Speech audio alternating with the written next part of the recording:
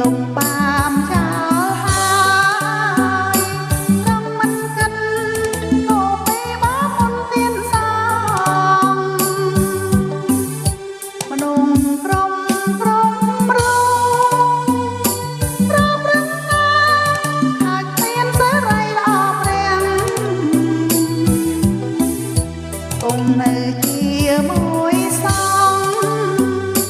តែព្រះគ្រីស្ទលោកទេដោយសារព្រះគុណ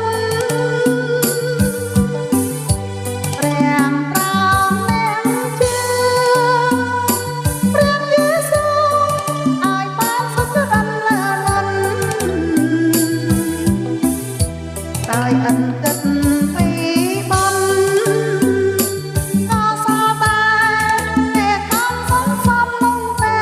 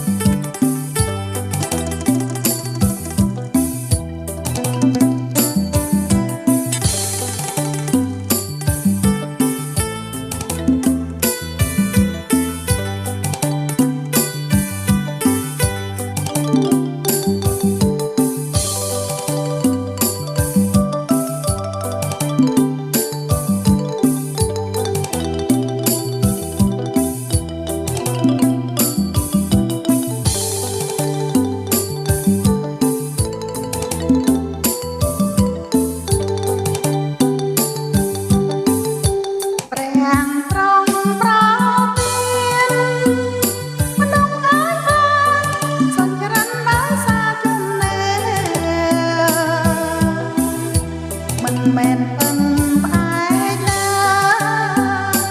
ការខំបានតាមត្រឹមវិន័យនោះឡើយមានបើហើយអស់មនុស្សទាំងបានគ្រឿងជាម្ចាស់បានអំពងអើយរំលំបានចោលហើយត្រង់មិនគិតទៅពេលបមុនទៀនសងមនុស្សក្រុមរងប្រព្រឹត្តអាចមានសេរីល្អព្រាំងគង់នៅជាមួយសងតែព្រះគ្រីស្ទលោកទេដោយសារព្រះគុណព្រះប្រោងអ្នកជឿព្រះយេស៊ូវឲ្យបានសុខដុនលើលន់ដោយអន្តិត